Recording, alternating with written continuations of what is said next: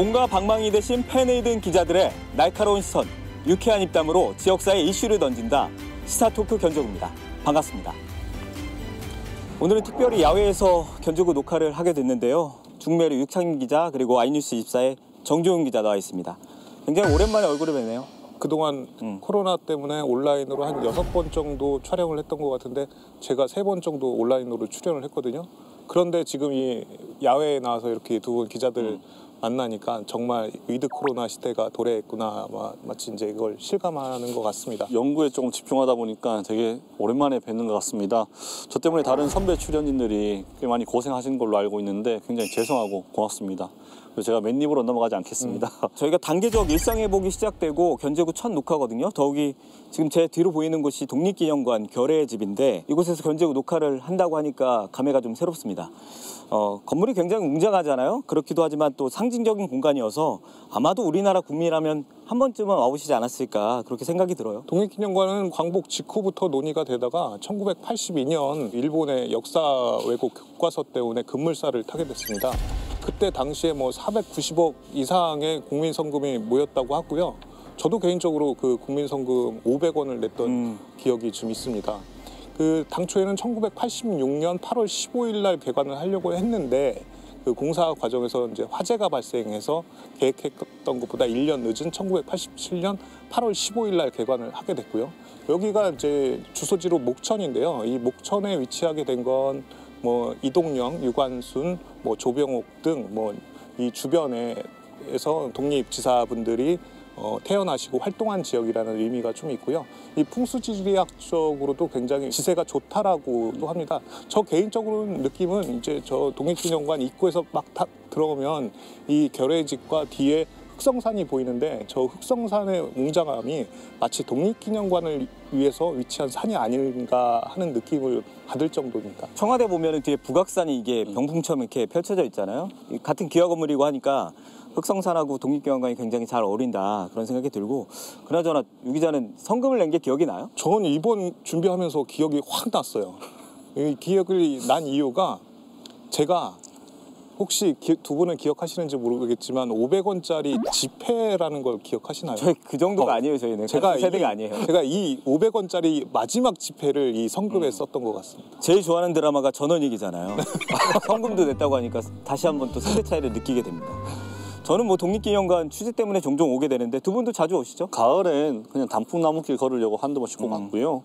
그리고 뭐 또 새로운 전시가 있다고 하거나 그러면 왔는데 또 그거 아니어도 그냥 주말에 나들이 가고 싶은데 별로 갈 곳이 없다거나 마땅치 않으면 그냥 여기 와서 사람 구경도 하고 그냥 걷기도 하고 그랬습니다. 저는 뭐 주변 사람들한테 독립기념관을 언제 가봤느냐라는 걸 물어보거든요. 왜냐하면 이 독립기념관은 계속 그 뭐 전시관 리뉴얼 등으로 해서 계속 변하고 있어요. 항상 고정되어 있지는 않기 때문에 늘 언제 가본 사람과 언제 가본 사람의 이제 본 게 다를 수 있기 때문에 그렇게 좀 물어보고 있는데요. 지금 현재는 5G 기술을 기반으로 해서 실감형 콘텐츠를 지속적으로 개발을 하고 있고요. 지금 뭐 영상관 같은 경우에는 VR 시스템을 도입해서 가상체험 현실 공간으로 이렇게 활용되고 있습니다. 그런데 최근에 독립기념관의 관람객 수가 코로나19 때문인지 몰라도 급격하게 줄었다면서요? 네, 제가 관람객 추이를 살펴본 결과 2018년도에는 163만 1,742명, 2019년도에는 179만 5,983명, 2020년이죠. 이때 이제 코로나가 창궐 했는데 59만 4,819명, 올해 6월까지는 48만 9,647명으로 집계됐습니다. 지난해 휴관 일수가 146일인데 그중에 코로나19로 인한 휴관일이 112일에 달했습니다. 뭐 새로운 전시 등으로 좀 호재가 있었는데 코로나 때문에 막힌 셈이죠. 이제 뭐 위드 코로나로 접어들었으니까 더 많은 관광객이 올 거라 예상합니다. 더 많은 관광객을 유치함에 있어서 이 독립기념관의 최대 약점은 접근성이라고 저는 생각을 하거든요. 이게 외지인들이 뭐 대중교통을 타고, 그러니까 뭐 기차나 버스를 타고 고속버스를 타고 천안에 내려서 시내버스를 타고 다시 독립기념관으로 이렇게 진입한다라는 게 굉장히 조금 피곤할 것 같아요. 우리가 뭐 외지를 가서 이제 시내버스를 활용하는 게 좀 어려운 것처럼 똑같은 건데, 그래서 이 수도권 전철을 독립기념관까지 연결하면 이 접근성 문제가 한 번에 해결될 수 있을 것으로 보입니다. 그래서 여기에 대한 뭐 요구 목소리도 꾸준히 나오고 있고 공감대도 형성은 되고 있는 것 같은데 이게 좀처럼 진척이 되지 않고 있어서 좀 안타까움이 있습니다. 그나저나 오늘은 민선 측이 천안시정에 대해서 짚어보려고 저희가 모였는데 두 기자들이 봤을 때 최근 천안시정 어떤 부분을 좀 중점적으로 보고 있다고 보세요? 저는 제일 먼저 말씀드리고 싶은 거는 이 문화에 좀 많이 집중하고 있다고 생각을 하는데요. 시책 구상 보고에서도 고품격 문화도시 이제 천안 조성이 언급이 됐어요. 빵의 도시 천안 브랜드 이미지 구축이라던가 반려동물 특화단지 조성, 그리고 왕건 유적지 탐방로 조성 사업 추진 등이 있었는데요. 지난 10월에 빵빵데이가 굉장히 큰 인기를 끌고 마무리가 됐잖아요. 이런 행사들이 일회성으로 이제 끝나지 않고 빵과 관련된 다양한 정책들이 좀 많이 펼쳐졌으면 합니다. 정종윤 기자가 그 빵빵데이를 얘기를 했는데 저는 이게 문화적 가치와 함께 경제적 가치가 굉장히 높다라고 좀 생각을 하거든요. 이게 빵빵데이로 인해서 들어올 수 있는 뭐 관광객 유입 효과도 있을 수 있고요. 그로 인한 뭐 이제 소상공인들의 뭐 매출 증대, 또 그에 따른 일자리 창출 뭐 등등 아주 막대한 경제 효과도 가져올 수 있을 거라고 생각을 하는데요. 박상돈 시장이 보령 머드 축제를 만든 분으로 굉장히 유명하시잖아요. 그렇죠. 예. 이 박상돈 시장이 천안에서 쏘아올린 이 빵에 대한 천안의 브랜드화 이거 어떻게 발전할지 굉장히 궁금합니다. 사실상 이제 내년 지방선거가 있으니까 선거 운동 기간에 빼면 임기가 이제 반년 정도밖에 남지 않았는데요. 남은 임기 동안 두 기자들이 봤을 때 좀 주력해야 될 사업 아니면은 이건 좀 마무리 졌으면 좋겠다. 어떤 게 있을까요? 천안시에서만 뭐 잘한다고 해서는 안 될 일이라고 생각을 하는데 20년 넘도록 임시 역사로 운영되는 천안역의 증개축 사업이 조금 더 빨리 진행됐으면 합니다. 역을 교통수단을 이용하는 그 뭐 이렇게 거쳐가는 공간으로만 생각하지 말고 여기에 문화나 경제를 덧입혀서 시민이나 관광객들이 좀 찾아서 편의 공간으로 그렇게 제공이 됐으면 합니다. 천안 임시 역사하고 뭐 독립기념관, 수도권 전철 이게 한 방에 해결되면 참 좋겠네요. 네. 저는 또 한 가지 여기 독립기념관인데 박상돈 시장이 주력하고 있는 게 K컬처 엑스포 이 독립기념관에서 개최하는 부분을 지금 계획을 하고 있거든요. 네. 이 계획 부분이 뭐 물리적으로 임기 내에 개최는 불가능하지만 이 계획만큼은 확실히 잡아놓고 그 임기를 끝냈으면 하는 바람이 있습니다. 저희 기자들끼리 이 정도로 정리를 하고요. 저희들이 궁금한 점에 대해서 답을 주실 분이죠. 오늘의 구원투수 모시고 이야기 이어가도록 하겠습니다.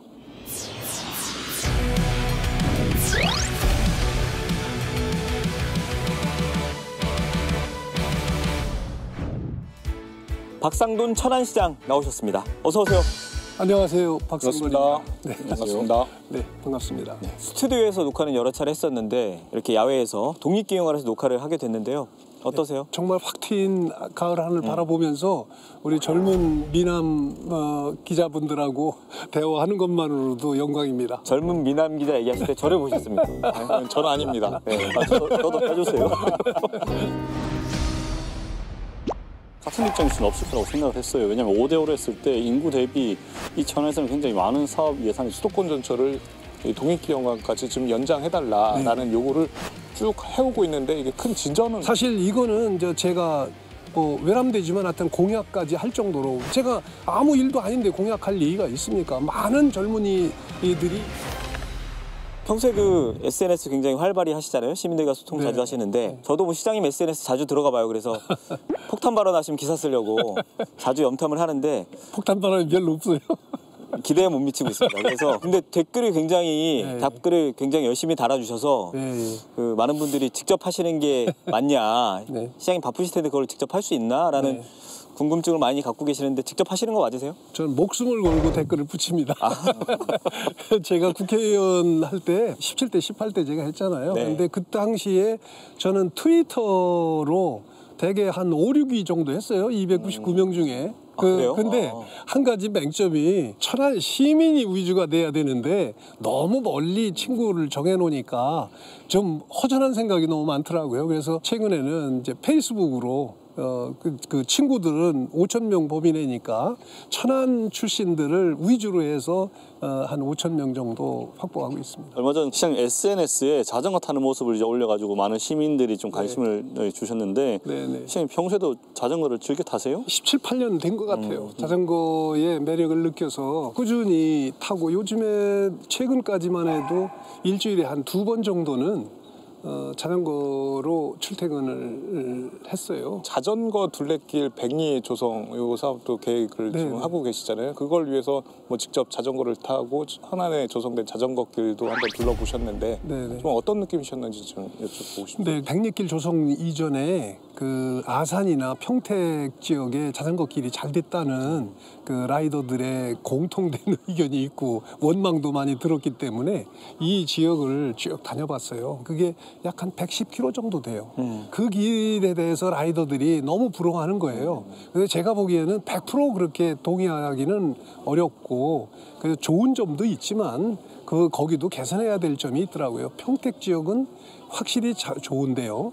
그 아산 쪽은 그냥 중상향 정도의 수준이기 때문에 우리도 좀 후발주자지만 좀 더 분발하면 좋을 것 같다. 그래서 이제 우리는 역사와 역사를 이어주는 그런 자전거 길을 백리길을 조성한다고 그러는데 그거를 키로로 따지면은 한 40km 정도 되는 거 아닙니까? 그래서 봉선 홍경사로부터 이제 쭉 성거산 그리고 부소문이 언덕 그 북면과 입장 경계선상에 있는 그쪽을 지나서 이제 성남 쪽으로 연결하는 백리길을 조성하려고 그래요. 그래서 외곽 순환도로지만 그것만이 자전거 길이라고 얘기할 수는 없고 그 도심 지역 자전거 길도 많이 좀 보완하려고 생각하고 있습니다. 시장님이 평가하신 거는 아산시는 상중 정도 된다라고 네. 평가를 하셨지만 안타깝게도 천안시는 그보다도 따라가지 못하는 지금 현실인 거잖아요. 네. 이게 역대 시장님들도 이게 자전거 길 조성 사업에 대해서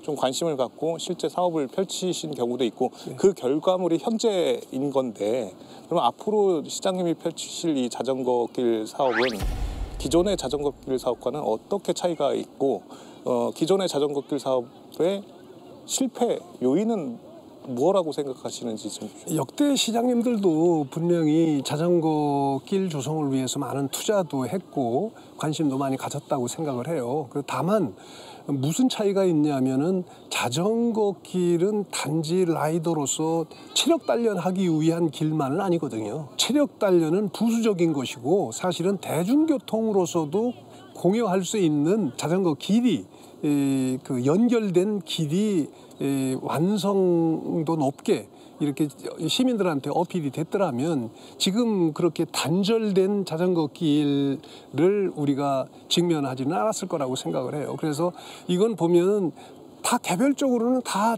나름대로는 자전거 길을 조성한 흔적이 있어요. 네. 그러나 자전거를 선호하는 그 라이더들이 이용할 수 있도록 자전거 도로 표지판이 제대로 되어 있어야 되고 연결이 되어 있다는 느낌을 줘야 되는데 그런 것들이 전혀 되어 있지는 않아요. 그래서 이거는 사후 관리에 문제가 있었다.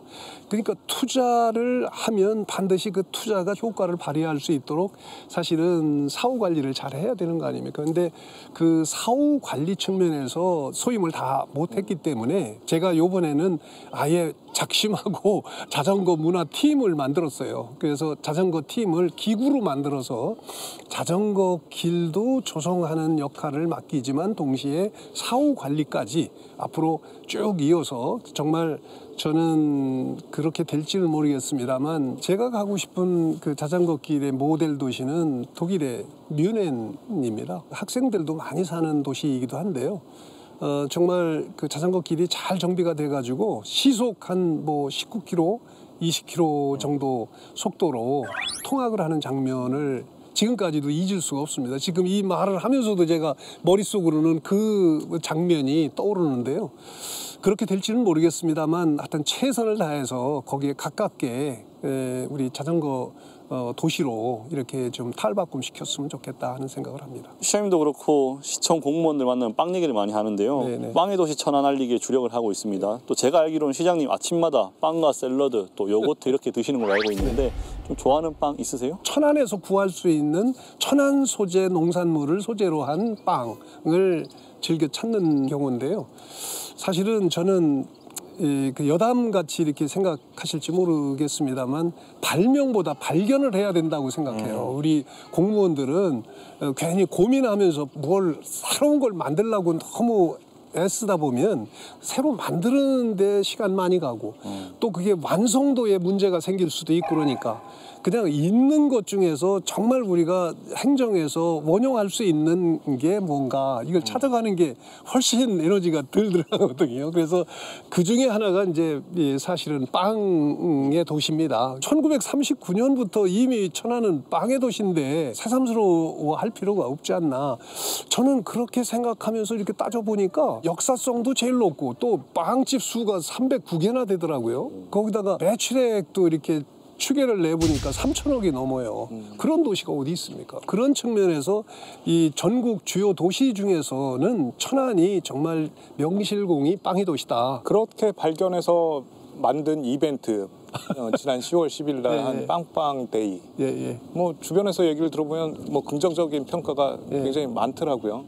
뭐 네, 네. 그래서 또 기대되는 이벤트 중에 하나인데 내년에는 어떻게 기대해도 좋을까요? 네네. 유 기자님은 그냥 그래도 성공적이다 이런 취지로 말씀하셨지만 사람에 따라서는 대박이라는 사람들도 있어요. 왜냐하면 천안빵의 잠재력을 그렇게 몰랐다가 갑자기 보니까 전국적으로 응모하는데 거의 6,800명 정도가 빵의 날 참여하고 싶다고 그 신청을 한 사람이 그렇게 많았어요. 그렇기 때문에 이제 자신감은 생겼어요. 그래서 내년도에는 좀 더 이제 진화된 빵의 도시의 모습을 보이려고 생각합니다. 후속 조치 계획을 지금 이제 마련해서 오늘 오후에 결제하기로 했는데요. 일례로 우리가 빵빵데이는 10월 10일 빵이 2개니까 네. 빵빵데이를 10월 10일로 이것도 직원들이 선정한 거예요. 1년에 10월 10일 하루만 빵의 날을 하니까 이건 너무 허전하다. 너무 아쉽다. 이런 여론이 너무 많아요. 그래서 그러면 매월 한 번씩 하자. 매월 한 번씩 빵의 날을 정하자. 요거는 빵빵데이니까 요거는 매월은 빵의 날로. 그래서 10일을 매월 10일을 빵의 날로 정하기로 이렇게 했는데요. 그거는 이제 오늘 오후에 제가 결제를 해야 될 것 같아요. 그럼 저희가 지금 빨리 가서 단독 보도를 그리고 또 시장님 뭐 천안을 고품격 문화도시로 만들겠다고 여러 차례 말씀하셨는데 구체적으로 어떤 계획을 갖고 있는지 좀 궁금합니다. 고품격 문화도시라는 것은 한마디로 정의한다면은 삶의 질과 연계되는 문화. 이거를 의식한 거예요. 그거는 그럼 어떤 상태냐? 어메니티한 것을 얘기하는 거죠. 그러니까 문화가 있음으로써 편리해지는 것. 카페 같은 데에서 그냥 커피 한 잔 마셔도 될 일을 왜 특급 호텔 라운지에 가서 마시느냐? 이건 어메니티가 느껴지기 때문에 그렇다고 생각을 합니다. 그러니까 그런 것처럼 천안은 고품격 문화도시가 돼서 정말 살기 편리하고 문화가 있고 예술이 있는 도시다라는 걸 느낄 수 있도록 했으면 좋겠는데 구체적으로 무엇을 콘텐츠로 채우려고 그러냐. 가장 한 가지만 상징적으로 얘기를 하면 바로 이 자리. 이 독립기념관이 120만 평으로 87년, 34년 전에 이게 개관을 했잖아요. 근데 120만 평이나 되는데 이런 데에서 한국 문화의 정말 단면을 이렇게 즐길 수 있는 그런 날이 적어도 2년에 한 번 정도는 있어야 되겠다 하는 생각을 해요. 다른 말로 얘기하면 대한민국 문화대전 아니면 K-아트 엑스포 같은 거 이런 거를 개최했으면 좋겠다. 그건 네가 왜 갑자기 독립기념관하고 그걸 연결을 시켜서 얘기를 하냐 그런다면 그거는 김구 선생을 떠올리면 됩니다. 김구 선생이 해방 후 쓰신 나의 소원이라는 그런 책에 보면 내가 원하는 나라는 경제적으로 좀 잘 사는 나라가 아니고 문화적으로 아름다운 나라가 됐으면 좋겠다는 취지로 얘기를 하세요. 그런 측면에서 저는 그 상징적인 그런 독립운동사를 상징하는 이 독립기념관에서 여유 면적이 없다면 모르겠지만 120만 평이나 되는 이 독립기념관에서 적어도 2, 3년에 한 번 정도는 문화 엑스포를 열어야 되지 않겠나. 특히 중요한 거는 80년대 초반까지만 해도 외국의 주요 콩쿠르에서 입상한 젊은이가 있으면 광화문 종로 일대에서 카프레이드를 연 적이 많았어요.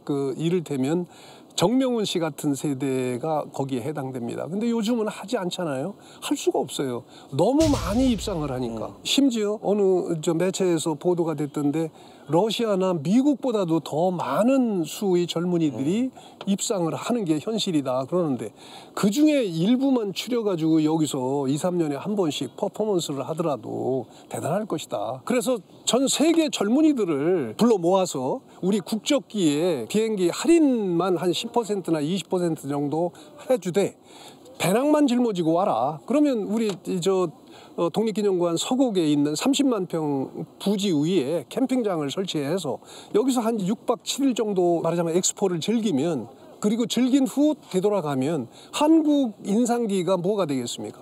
정말 높은 정말 문화의 모습, 향취 또는 예술을 얘기할 수밖에 없다. 그 독립기념관이 바로 우리 천안에 소재하고 있는 거 아니냐. 그러면 천안 시민들을 위해서도 자긍심에 큰 역할을 하게 될 것이고 또 이 천안 출신 그 독립운동가에 대한 감사함을 우리가 다시 한번 되새기게 되는 계기가 되지 않겠나 이런 생각을 하게 됩니다. 걱정되는 부분이 있어요. 네네. 이게 수도권 전철을 말씀을 드리려고 하는 건데 이 독립기념관이 의외로 약간 섬 같은 느낌인 그렇죠. 거죠. 이게 본인이 자동차를 끌고 오기 전에는 좀 접근하기가 좀 용이하지 않은 곳이란 말이죠.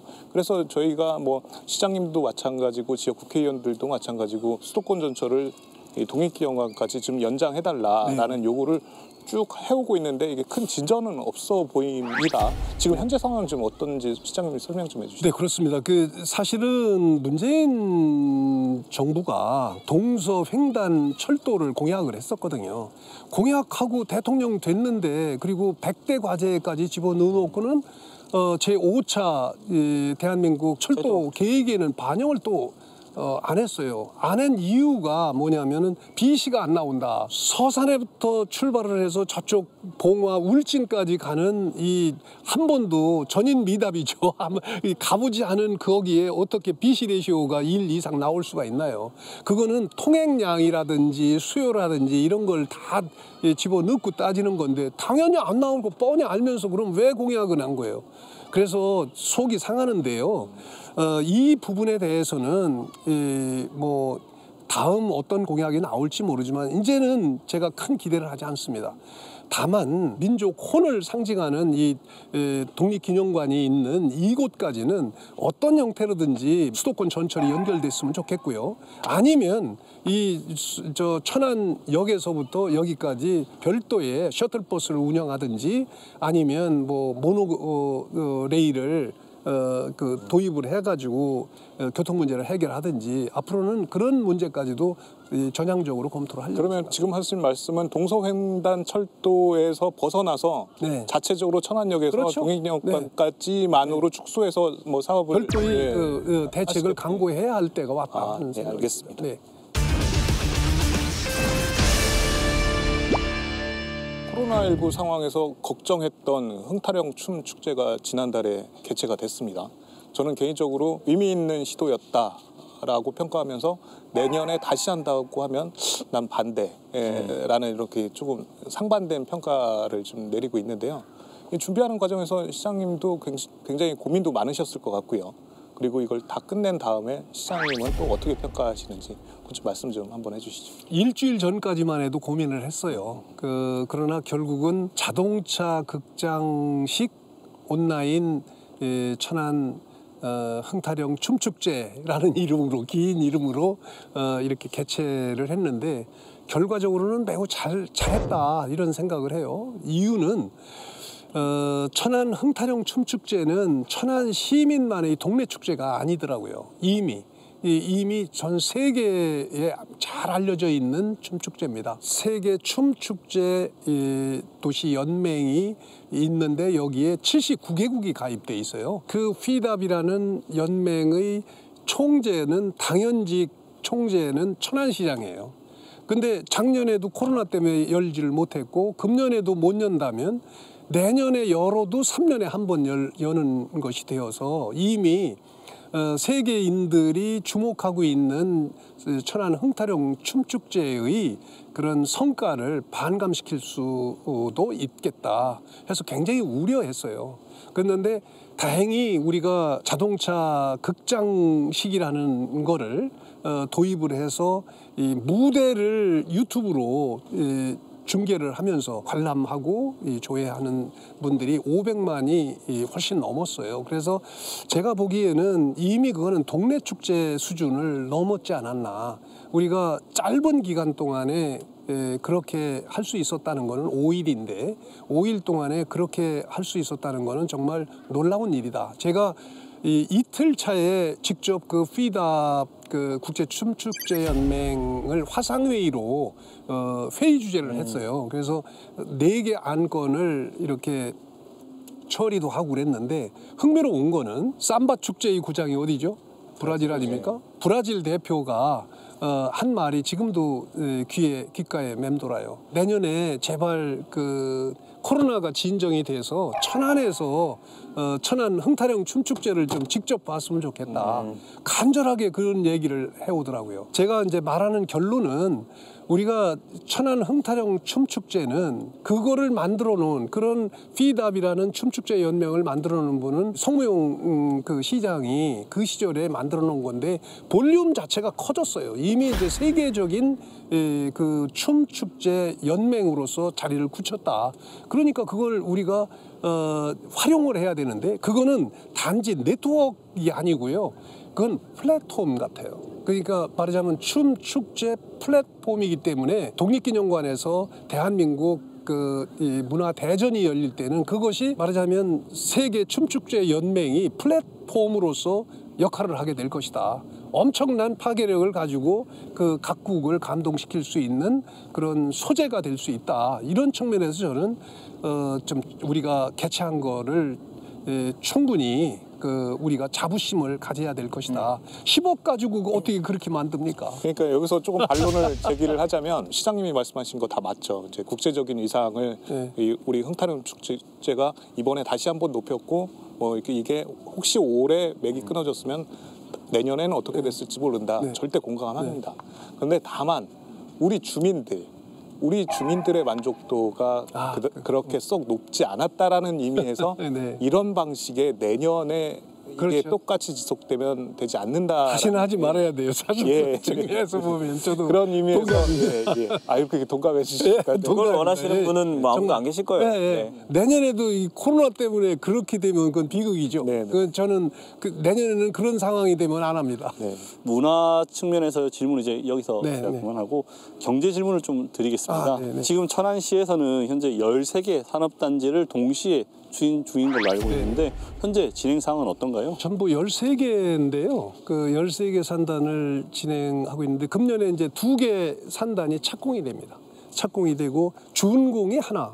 그리고 이제 금년에 보상 마무리하고 내년에 착공할 때가 4군데가 있어요. 올해까지 인허가 완료하고 보상 착수하는 데가 2개 산단. 내년까지 인허가만 완료되는 데가 2개 산단. 지방 중소도시 중에 13개 산업단지를 동시에 추진한다는 거는 옛날 같으면 상상을 할 수가 없었죠. 그런데 우리가 지금 동시에 추진하고 있고 우리는 이거를 수도권의 2,600만 인구를 배경으로 해서 미래 먹거리로 키워야 된다. 이렇게 생각을 하고 있습니다. 제가 알기로는 대부분의 그 산단 청약률이 현재 한 60% 이상 정도 나오는 걸로 성과를 나타낸다고 하는데 마무리까지 좀 잘 되길 좀 기대하겠습니다. 그렇게 만들겠습니다. 최근에 그 BIT 산업단지 같은 거 거의 다 분양이 됐어요. 93%까지. 거기는 일반 그 공예산업은 들어오지도 않아요. 그런데도 아주 엄선한 산업체들이 그렇게 많이 들어오기 때문에 기대를 갖게 합니다. 상생지원금 얘기 좀 한번 꺼내 볼 텐데요. 그때 당시에 양승조 충남지사와 약간의 이제 갈등, 저희들은 갈등이라고 표현을 했는데 갈등 모습이 좀 있었어요. 그런데 결과적으로는 양승조 지사가 하자는 쪽으로 시장님께서 이제 동의를 해주셨고 그래서 뭐 굴복했죠. 무난히 넘어갔는데 여전히 좀 아쉬움은 남으시죠? 그때 상황 좀 남습니다. 사람마다 다 생각이 다르지만은요. 가장 이 코로나 전국 하에서 가장 큰 타격을 입는 세대는 사실은 자영업자나 소상공인들이었어요. 많은 분들이 또 기초생활수급자나 차상위 계층을 얘기하는데 그분들은 그분들대로 복지정책으로 커버를 하고 있거든요. 그렇기 때문에 우리가 진짜 보살펴야 될 분들은 사업이라고 하면서 은행 융자 얻어가지고 또는 빚 얻어가지고 이 가게 조그맣게 열었는데 코로나 때문에 직격탄 맞아가지고 그나마 거의 문 닫고 장사도 못하고 이래서 그냥 빚은 쌓이고 월세도 제대로 못 내는 그 사람들을 어떻게 도울 거냐 하는 문제에 말하자면 초점이 맞춰져야 되는데 제가 보기에는 그런 게 아니고 말이죠. 엉뚱하게 그냥 보편적 지원이다 해가지고서 완오브 댐으로 전부 다 이 보편적 그 지급을 하는 것이 실제로 맞나? 이거는 선거를 의식한 그런 아주 아주 매우 선동적인 행위다 이렇게 생각해서 저는 아주 그거는 못마땅하게 생각했어요, 사실은. 그런데 문제는 결론은 이제 경기도가 그렇게 바람잡이 역할을 해서 이제 보편적 그 재난지원금을 지급을 시작을 하니까 그 사실은 뭐 아시겠지만 이 경기도는 우리보다 재정이 한 3배, 4배가 좋아요. 그런 데니까 감히 얘기할 수 있는 거를 덩달아 따라서 충남도도 똑같은 방식으로 이렇게 한다는 게 우선 마음에 안 들었고 그런데 하려고 그러면 좀 더 경기도처럼 아예 경기도는 10%는 도가 네. 90% 지원하고 기초자치단체가 10%만 부담하게 했거든요. 그런 식으로 못한다면은 우리도 아예 하지 말아야지 말이요. 50대 50이라고 하고 그렇게 하면은 안 되지 않느냐 하는 거를 생각해서 처음에는 이건 부정적으로 생각하다가 정하려고 그러면 경기도처럼 좀 해다고 이렇게 했는데 도저히 재정 여건상 어렵다고 얘기를 해요. 그래서 저도 결국은 제가 굴복했다고 생각을 해요. 굴복한 이유는 제가 개인적으로 권력에 치우쳐서 못한 건 아니에요. 무엇 때문에 했냐면 전국 평균 12%가 그때까지 재난지원금을 못 받았는데 우리 천안시는 18%가 못 받은 거예요. 그러면 퍼센테이지로 따져도 이거는 거의 4분의 1 정도, 5분의 1 정도를 못 받은 셈인데 그런데 그 못 받은 사람들이 대개는 또 맞벌이 부부 뭐 이런 사람들이에요. 젊은 세대. 이 기자분들도 다 젊은 세대라 어디든지 잘 살아보려고 내외가 같이 직장에 다니면서 일하는 사람들은 건강보험료가 높으니까 지원해서 배제가 되더라고 또. 그래가지고 그분들이 너무 낙심천만을 하니까 내가 이건 져주는 게 낫겠다 차라리. 그래서 난 사실은 끄트머리 가서는 제가 그냥 아무 소득도 없이 그냥 50% 지원하는 거에 그냥 동의를 했던 겁니다. 지금도 사실 씁쓸하죠. 그렇지만 그거를 가지고 계속 되뇌고 있을 수는 없다. 누가 그 젊은이들에게 삶의 용기를 주지는 못할 망정 아주 낙심천만하게 만드는 거는 이 나이살이나 먹은 단체장으로서 있을 수 없는 일같이 생각되고 그래서 제가 그냥 뺏기 들은 거죠. 천안 같은 경우는 충남도 내에 따른 뭐 청양이나 부여 이런 지자체하고 좀 다르게 같은 입장일 수는 없을 거라고 생각을 했어요. 왜냐하면 5대5로 했을 때 인구 대비 이 천안에서는 굉장히 많은 사업 예산이 들어가야 되잖아요. 네. 그래서 좀 이게 어려울 수도 있겠다 생각했는데 그래도 마지막에 시장님께서 큰 결단을 내려주셔서 되게 이해를 해주셔서 감사한데요. 이를테면 저쪽 그 청양 같은 데 있잖아요. 그 청양 같은 데에는 한 2억만 군에서 부담하면 돼요. 94~95% 정도를 그 지원받고 이미 국가가 지원을 한 거예요. 거기는 노령 인구가 많아가지고 그래가지고 지원을 했고 나머지 해봐야 인구가 얼마 안 되니까 한 그 군에서 한 2억 정도만 부담을 하면은 재난지원금 100% 지원이 되는데. 우리는 310억을 내야 되는 거예요. 50%를 지원받아도 155억을 부담을 해야 되는 거예요. 참 말이 안 되잖아요.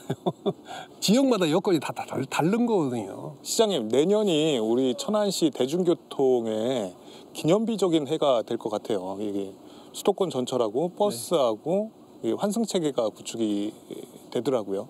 근데 이게 아산시나 아니면 수도권에서 이렇게 활용하는 그런 환승체계가 아니고 천안시만의 뭐 이제 독자적인 이런 시스템이 구축이 된다고 하는데 이 시스템은 어떤 건지 또 이 시스템을 도입하시게 된 이유는 무엇인지 좀 설명 좀 부탁드립니다. 천안형이라고 얘기하는 거는 너무 과한 표현이고요. 사실은 천안시는 수도권 전철 환승 체계와 같이 가는 겁니다. 같이 가는 겁니다. 그게 왜냐하면 성안역서부터 시작해서 한 6개 역을 천안이 수도권과 같이 연결하면서 쭉 가다가 끄트머리 가서 아산역에서 아산 시민과 접선을 이루게 되죠. 그러니까 6개 역을 그냥 우리 전철처럼 이용을 하는 거일 뿐 실제 주인은 수도권 전철이거든요.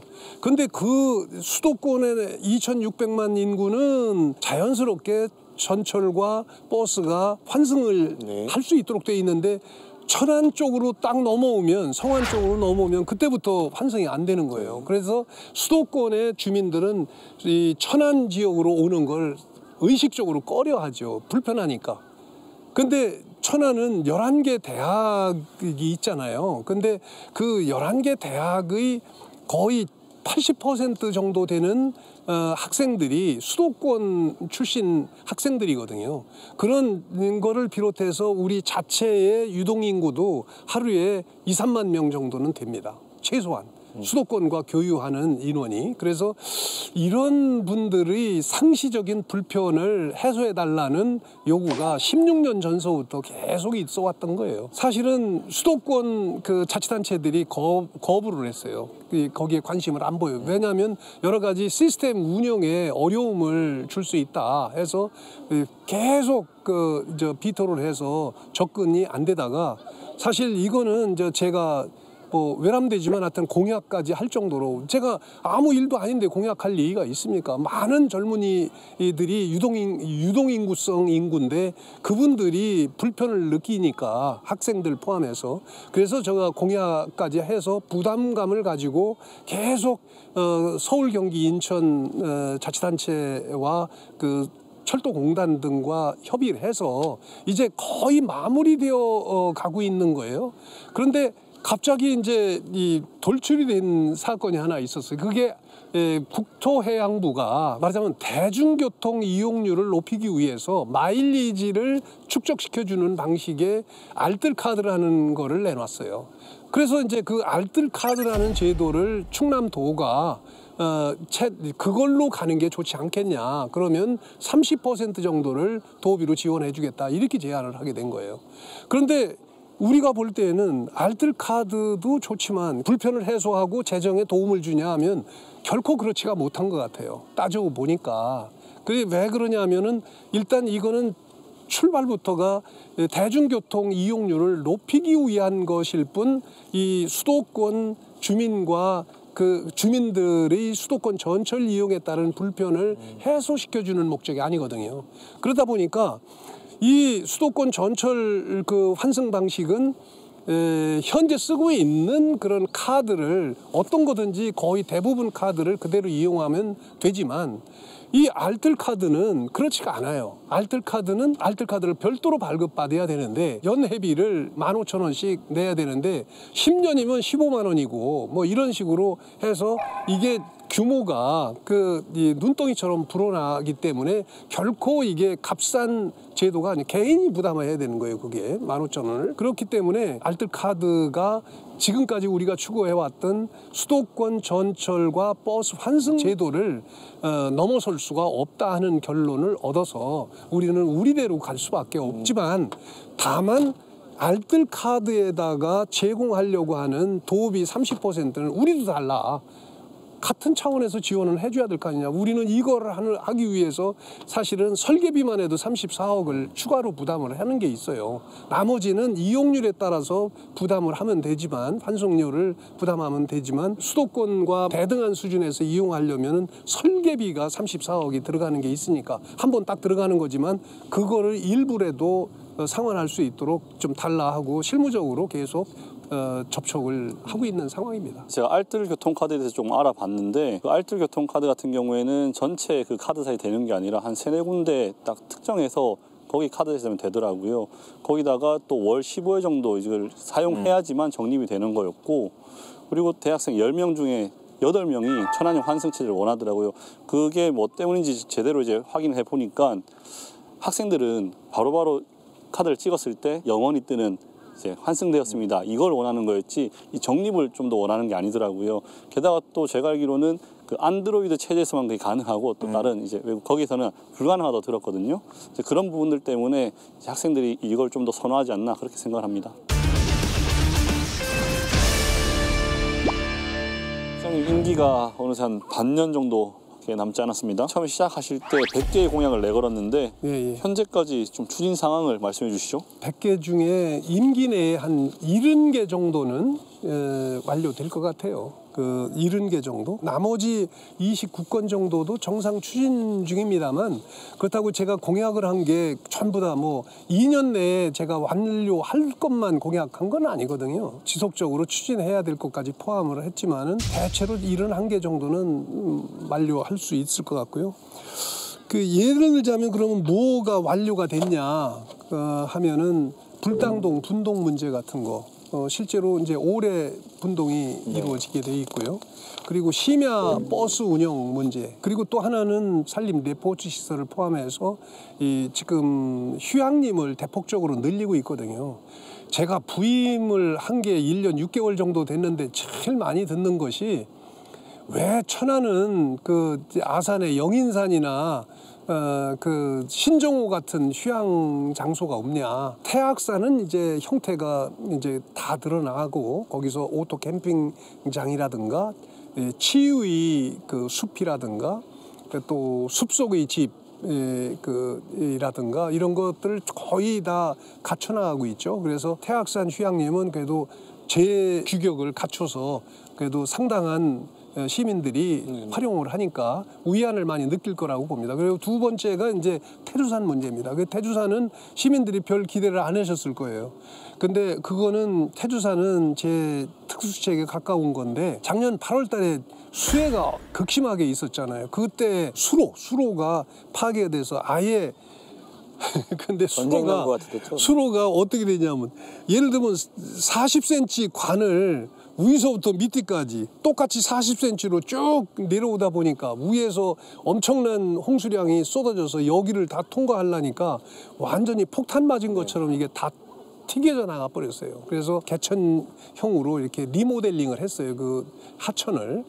그래서 일단 시각적으로 좋은 데다가 무장의 길을 곁들여 가지고 그 장애인들이나 노약자들도 올라갈 수 있도록 그렇게 길도 트고, 그리고 맨 위에 부분은 거기다가 산림 레포츠 시설을 만들어서 청년들이나 아동들이 가족과 함께 와서 즐길 수 있는 그런 산림 레포츠 시설을 만들고 있어요. 그래서 내년 아마 3월 말까지는 대개 형체가 이제 구체화될 텐데요. 지금 현재 무장애 등산로하고 그 이제 실개천 이렇게 해놓은 것, 이것 자체만으로도 제가 느끼기에는 뭐 재작년 대비 올해 한 10배 이상은 저기 방문객들이 많이 늘어난 것으로 보입니다. 그리고 거기가 굉장히 쾌적해졌어요. 네. 그러니까 그 전에는 약간 음산한 기운이 있고 그렇죠? 네, 네. 그런 느낌이 있었는데 확실히 환경은 개선이 됐으니까 혹시 안 가보셨으면 꼭 한번 가보시라고 가봤습니다.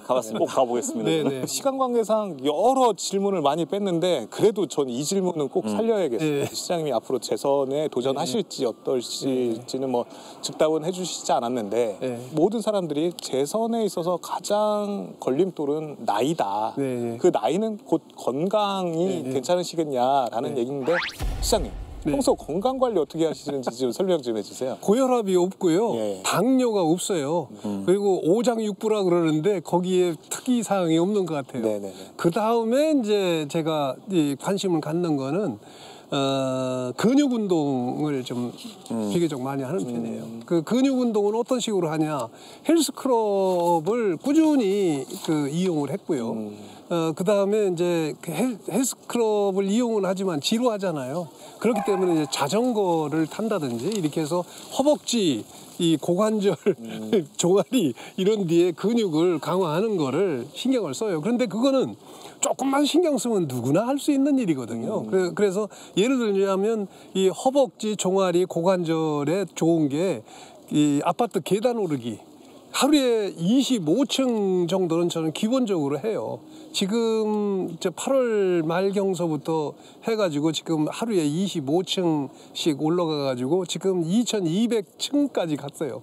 근데 그거 별거 아니거든요. 그냥 뭐 25층 하고 샤워 한번 하면 끝나는 거 아닙니까? 건강이 허락하면 나오실 건데 건강을 관리를 하고 계신다라는 거는 나오신다는 얘기네요.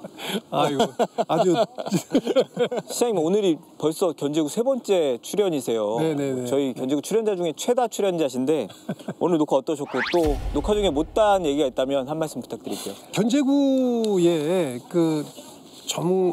정말 매력을 많이 느끼는데요. 특히 천안에서는 널리 알려져 있는 아주 베스트 멤버 날카로운 기자분들이 3분이 늘 나이 먹은 시장을 놀리잖아요. 근데 오늘은 별로 놀리지도 않고 굉장히 우호적으로 이렇게 대해주신 데 대해서 정말 감사드리고요. 저는 사실은 언제라도 이 단체장은 시민들 앞에서 비판에서 자유로울 수 없다고 생각을 해요. 그런 측면에서 제가 설사 시장직을 떠나더라도 늘 그 비판은 계속될 것이다라는 마음으로 제가 시정을 이끌고 있다는 말씀을 좀 드리고 싶습니다. 그래서 오늘도 사실 이것저것 제가 답변이라고 하기는 했지만 실제로 내가 말씀드린 것이 정말 사실 맞나 하고 계속 반추하거든요. 계속 반추하면서 조금이라도 제가 양심에 부끄러우면 나중이라도 좀 수정할 테니까 그런 마음으로 제가 일하겠다는 마음을 갖고 있습니다. 오늘 하여튼 긴 시간 동안 반성할 수 있도록 기회를 주신 데 대해서 감사드립니다. 네. 천안시정에 대한 구체적인 또 솔직한 이야기 오늘 해주셔서 오늘 잘 들었습니다. 다시 한번 오늘 출연해주셔서 고맙습니다. 감사합니다. 고맙습니다. 네, 고맙습니다. 고맙습니다. 네, 감사합니다. 지난해 4월 보궐선거에서 올류 천안을 내걸고 출범한 박상도노. 길다면 길고 짧다면 짧은 남은 임기 동안 어떤 변화를 이끌어낼지 주목됩니다. 민족의 성지 독립기념관에서 진행한 시사토크 견제구는 여기까지입니다. 시청해주신 여러분 고맙습니다.